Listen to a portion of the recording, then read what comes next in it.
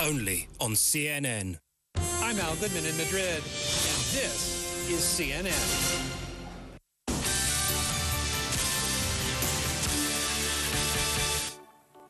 High alert. The president of Chile declares parts of her country a disaster zone after a massive earthquake strikes off the coast. Growing frustration. Bad weather again hampers the hunt for the Malaysia Airlines flight 370. And a grave threat to European security. NATO ends cooperation with Russia after its takeover of Crimea.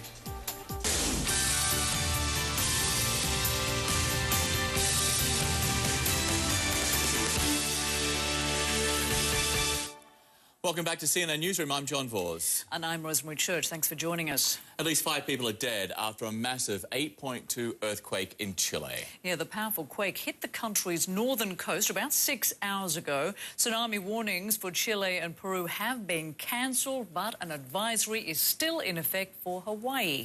Chilean authorities asked everyone along the country's coast to evacuate, and the area has been shaken by multiple aftershocks. The most powerful was a magnitude 6.2. Chile's interior minister says as many as 300 inmates escaped from a women's prison in the town of Iquique, and the country's president, Michelle Bachelet, says she will visit the hardest-hit areas later today. Listen. The country has faced these first emergency hours very well. I would like to make a call to the people who live in those affected areas to keep calm, to follow the instructions of their local authorities, and do everything that is necessary to ensure the security of themselves and their families.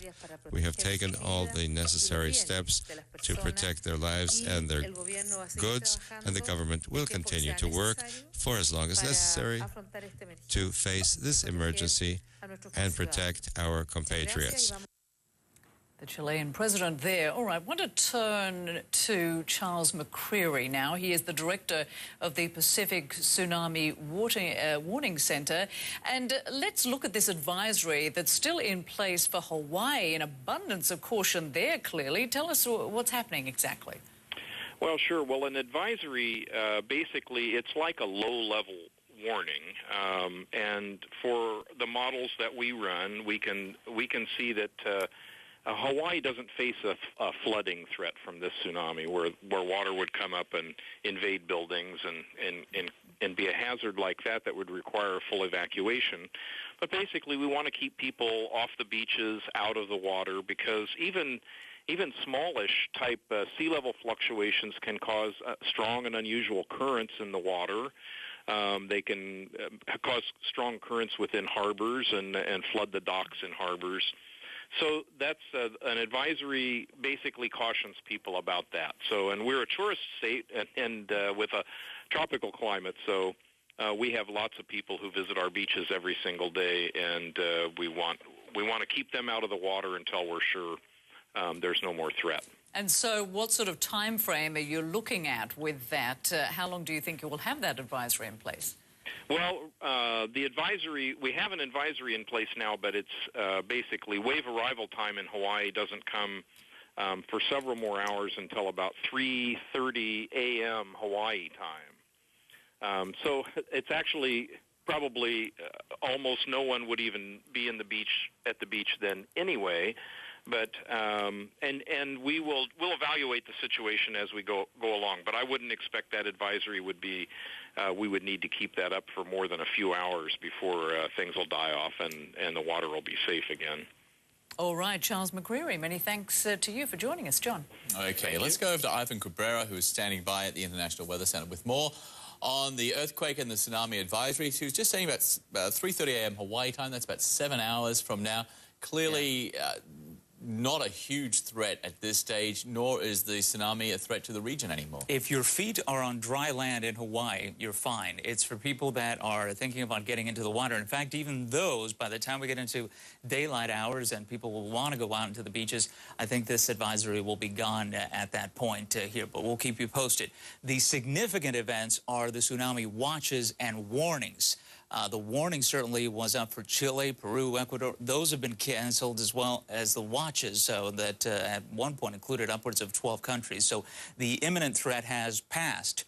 What we don't know is what those tsunami waves did when they arrived on the coast, and they did arrive at the coast in Chile from this 8.2 great earthquake here. We only average one a year, so we've had our one for the year so far. Certainly not out of the question to get more, but that's the average that we get. This is the area that we're talking about here. Of course, we lose that epicenter, but there you see the star. That is where that 8.2 occurred, and these are just the aftershocks that continue. In fact, just the last couple of hours, we've had a 5.8, a 5.0. We had that 6.2. This will continue through the night, rattling nerves and literally rattling buildings as well, because if you had any damage from the original quake, you could have additional problems with some of the structures that are there. Now, something important here, too. There are people that are outside for safety reasons and also for mental health reasons. They don't want to be indoors. This is just what happens when you get an event like this. People don't want to be inside buildings. You can understand why. So the forecast for tonight, a little cool out there. Look at this, 16 degrees with clear skies. By the time we get into the afternoon, we should begin to warm things up with temps in the mid-20s. This is going to be important not only for the people outside, but also for the evaluation that is going to be taking hold in just about 4 hours or so. We're going to get into some daylight there. We'll be able to see if those beaches along Iquique there were impacted in significant fashion from the tsunami that we confirmed was generated. We just don't know how destructive it was when it arrived along the coast.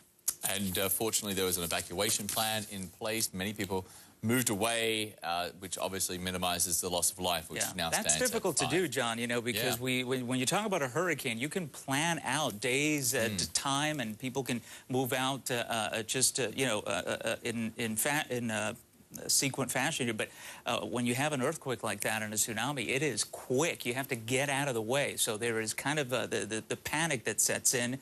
That's inevitable. It's just a human nature. With a hurricane, you just have time to plan ahead. So. Yeah, and we're talking hundreds of thousands of people who got out of harm's way. Okay. Big city. Thanks, Ivan. Okay. Well, Senior Latin American Affairs Editor Rafael Roma joins us now from our newsroom with more on this. And Rafael, what are you hearing now about those fatalities and also the damage which is caused by this quake? Well, John, let me begin with an update. Ivan was just explaining to us how the tsunami warning has been lifted for most of the region there. In Chile, though, authorities, as part of, the abundance of caution there, had kept the tsunami warning for the last few hours. But now they're telling us, they're confirming that it has been lifted for most of Chile, with the exception of an area that was hit by the earthquake. That area north of the city called Antofagasta up to Iquique, the closest city to where the earthquake hit. Now, we're also hearing at this hour of the night, it's the middle of the night there in Chile, a number of different things that authorities have been able to assess at this point. For example, we talked about the escape of 300 inmates from a women's prison. We're also hearing reports of multiple highways damaged leading to the city of Iquique. We're also hearing about attempts of possible looting also in the city of Iquique. And so far, officially, 5 people dead in the affected area. 2 of them because of heart attacks. The other 3 were apparently injured and died as a result of injuries caused by collapsing buildings and walls. So the situation right now remains that the president has dispatched the National Guard and also the military to help control the efforts and help people who need help. But again, it is very difficult to assess the actual extent of the damage because it is still dark in Chile, John. This is a very different situation to what we saw back in 2010 when that magnitude 8.8 quake struck, leaving hundreds dead, and there was criticism of the government that it didn't act in time. Very different set of circumstances this time round. What has Chile done since then to put what appears to be a fairly successful evacuation plan and, I guess, emergency plan into place? Well, it was very noticeable tonight, for example, that the president, Michelle Bachelet, who was in power back then and there was a 4-year term in between, and now is in power again. She was just inaugurated. That she make a disaster declaration within 5 hours of the earthquake hitting that area. There's also been improvements when it comes to infrastructure, the way the buildings have been built, and how fast the president has the ability to dispatch security forces, and that's what you're seeing right now with the National Guard and the military being sent to these affected areas, John. Okay, Rafael, thank you. Rafael Romo giving us the very latest there, monitoring the situation from our newsroom. Thanks, Rafael. Thank you.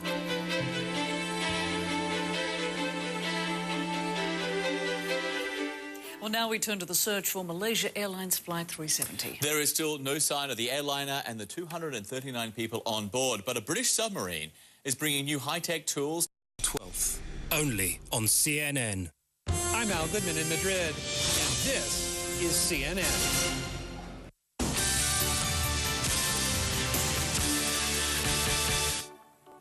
High alert. The president of Chile declares parts of her country a disaster zone after a massive earthquake strikes off the coast. Growing frustration, bad weather again hampers the hunt for the Malaysia Airlines Flight 370. And a grave threat to European security, NATO ends cooperation with Russia after its takeover of Crimea.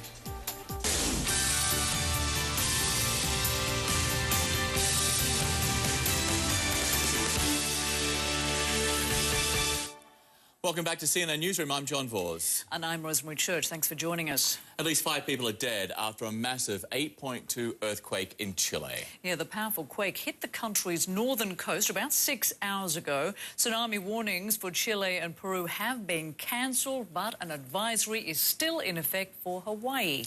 Chilean authorities asked everyone along the country's coast to evacuate, and the area has been shaken by multiple aftershocks. The most powerful was a magnitude 6.2. Chile's interior minister says as many as 300 inmates escaped from a women's prison in the town of Iquique, and the country's president, Michelle Bachelet, says she will visit the hardest-hit areas later today. Listen.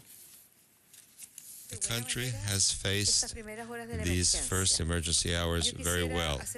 I would like to make a call to the people who live in those affected areas to keep calm, to follow the instructions of their local authorities, and do everything